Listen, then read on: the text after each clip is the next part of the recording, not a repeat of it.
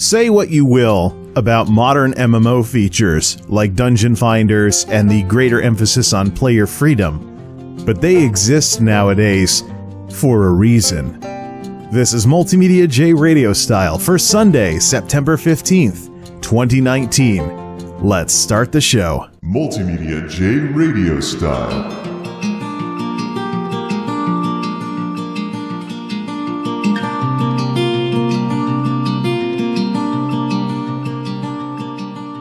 There is so much stuff that I could be podcasting about right now.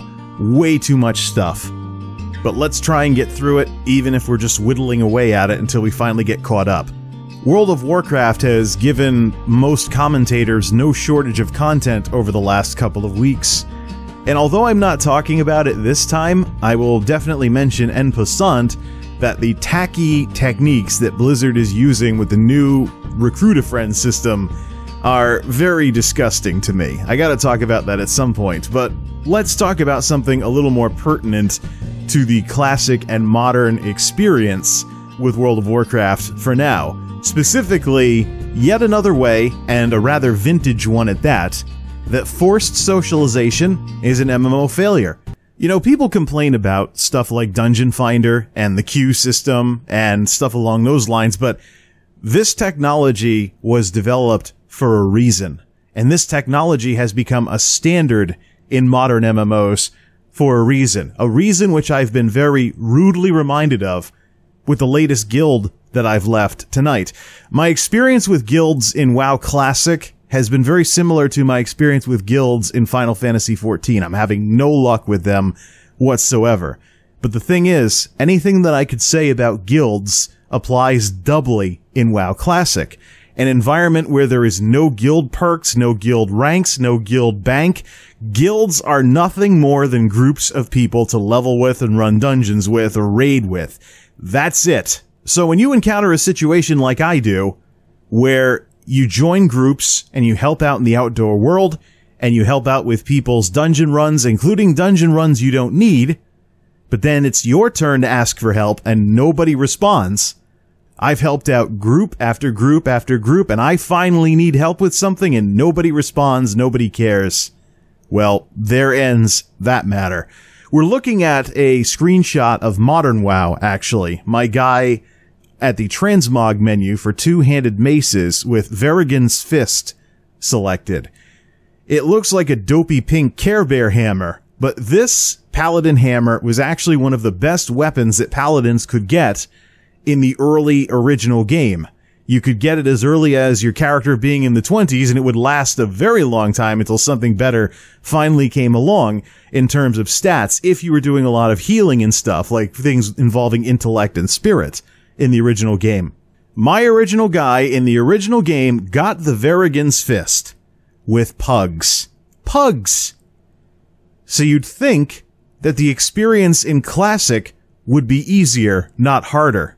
Instead, I see a grand total of 2 Paladin groups forming in trade chat in the cities throughout the entire course of the day to go run the dungeons required to get the Verrigan's Fist. 2 groups, grand total, in hours and hours and hours of gameplay. And at the time that I was asking for help, there were several Paladins in the level range that could go get this with the various dungeons that are involved. Instead, what I get is no response, and some people in green chat applauding me for soloing through Shadowfang Keep all the way to the first boss, and not wanting to keep chipping away at the courtyard, because my guy's not Prospect. He's a mixture of Ret and Holy right now. So it's enough of an issue that he's going through with Seal of Command with a one-hander. But to have several Paladins online in the level range that would benefit from these runs, not even interested and not responding, not even saying, hey, I'm in the middle of something, but let's do that a little later on, to have complete radio silence is ridiculous. And sadly, it is another element of WoW Classic's imminent decline that this mentality is killing what should be a very iconic class quest in the early part of the game. Because you figure, what's this going to be like when people are trying to run this later on, when more people are past the level range for the content, it's going to deteriorate down into either you know some really high-level person who will cheese you through the dungeon, or you're not going to bother, because nobody's going to want to run it. You're not going to have the experience that I had in the original game, where you go through at or close to the level range and it's somewhat of a challenge, but you feel like you've earned it when you finally get that hammer. You know, there's people that are talking about how as things change, as the new toy effect wears off in WoW Classic, there's people that are saying that the retail mentality is infecting Classic and it's going to ruin Classic. I don't think it's infecting Classic. I think that it was there all along, and it was there in the original game as well. And we're just being reminded as to why technology like the Dungeon Finder had to be developed in the first place. Because if you think about it, people say that a harder world and the lack of these features forces people to create social connections with people. I'm not seeing any real social connections whatsoever in any of this, and I didn't see them in the original game either. I got the Verigan's Fist and Pug groups, who I never added to my friends list, who I never did anything with again after the dungeon runs for those. I mean, it was no different than if I'd used LFD. Only it took a lot longer and it was a lot less convenient. So the results of what it took to get the Verigan's Fist in the original game were exactly what they would be if I was queuing for those dungeons with the Dungeon Finder today. No real social connections as a result of all of that. Just everything took longer, everything was harder, and therefore you had more of what's essentially a time sink to keep you paying the $15 a month, which was more evident in the earlier, cruder MMO design like what the original WoW was. And even today in Classic, people are saying nice things about, well, the increased world difficulty, it's forcing people to group up, and it's forcing people to have social interactions with each other. Social interactions with each other? Ha! No. What we have here is a simple matter of people are taking the path of least resistance. That's what. Could you solo quest all the way to max level in the original game? Yes, you could. But it got easier if you teamed up with people in the area. Could you fight with people over quest mobs in an area and get through everything and eventually finish the quests and level out of the zone? Yes. But it's easier to group up with people so that way you can both get credit for killing mobs and stuff like that. I don't see any real friend making here. I see people taking the path of least resistance. I don't see any behavior here that's any different than, for example, when weapon upgrades in Burning Crusade were locked behind raids at a certain point, and then the arena comes out, and people realize that even if it has PvP-only stats on it, the arena is a great way to work your way up to getting some kind of purple weapon. So people are running the arena all over the place, trying to get arena gear to then use in PvE and stuff in the rest of the world. And people start screaming about welfare epics. But it's the exact same behavior. It's people that will take the easy way out. And that's what we have going on in Classic right now too, just in a different form. People will buff each other in the outdoor world when they pass each other because they have a button to press. They're not on mounts yet. And why not? You got nothing better to do when you're spending all that time running around from place to place in the original game. So, yay, you buff somebody who's running by with, like, Power Word Fortitude or something like that, or Arcane Intellect, or even the Paladins with their 5-minute blessings, even if the blessings don't make any sense. Like a Paladin randomly throwing Blessing of Might on a priest or something when they're low level, because it gives them a button to press at a time when the game where they're just sitting there watching their character run around. That's not socialization at all. That's somebody who's bored, who's like, hey, I get to push a button, and they push the button, and they break up the monotony of running around this crudely designed circa early 2000s MMO game world. If you want to go down to the nitty-gritty and see what's going on under the hood, wait and see what happens with something like the Paladin quest line. With, for example, Paladin is Alliance only in the original game, but you need to run all the way out to Shadowfang Keep in Silverpine Forest for one of the dungeon runs. That's Horde territory, up where the undead are. The closest Alliance settlement is South Shore, so that's quite a run back if your group wipes in the middle of the dungeon. You're running through basically a zone and a half to run back to the dungeon if something goes wrong. But it's highly inconvenient.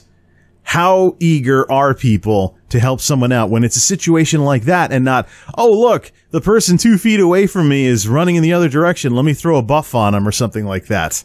It's particularly interesting when some of these people who talk about how classic should be better than retail then turn around and complain that a higher level character just watched me die out in the outdoor world. I was fighting this mob. They could have helped me, but they just stood there and watched me die.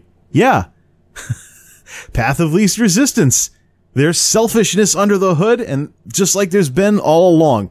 What exactly would the higher level character have to gain by helping you out? See what I mean? Path of least resistance. There wasn't something in it for the high level character, so they just stood there.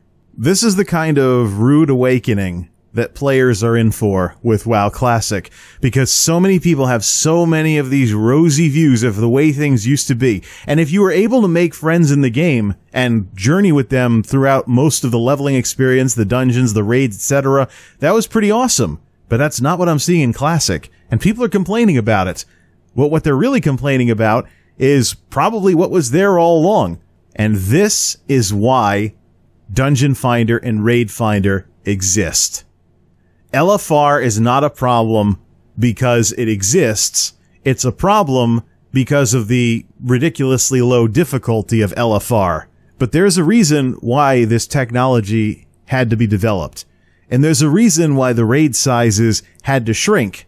If you consider the drama that's involved in some of the 40-man raiding guilds, or even just the logistics of keeping 40 people showing up to raids, raid night after raid night after raid night, with all the consumables and everything else that you needed, because you needed a lot of consumables in those days. And that's one of the reasons why I really have to watch myself with WoW Classic and not really get too into it, because it is something that's going to be a passing interest. I don't want to get wrapped up in the whole raiding rigmarole, because the world has moved beyond all of that stuff. It's largely only still there for historical sake and whatnot.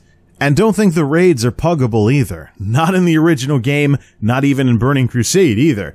When folks started pugging Karazhan in Burning Crusade, it was late in the raid cycle for that expansion.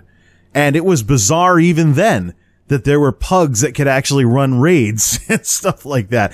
Maybe in today's world with the raid statics in Final Fantasy XIV, we might see something like this, but even the statics kind of operate like raiding guilds anyways. They care about the roster and the team and everybody showing up in attendance and being able to make progress and all kinds of other stuff as well. They're just not referred to by the G word. Then again, neither are the so-called free companies either. But when you consider what we're seeing right now, that's when you have to acknowledge that the growing emphasis on player freedom that exists in today's MMOs is there for a reason. Sometimes people want to do the same stuff that you want to do, and sometimes they won't. So what happens to your fun, enjoyment, and progression during the times that they won't? Are you unable to enjoy the product you're paying for on a monthly basis because you happen to be interested in stuff that not a lot of other people are? That's the sort of open-ended question that MMOs have had to answer in various ways over the past several years. Many years, actually, since 2006.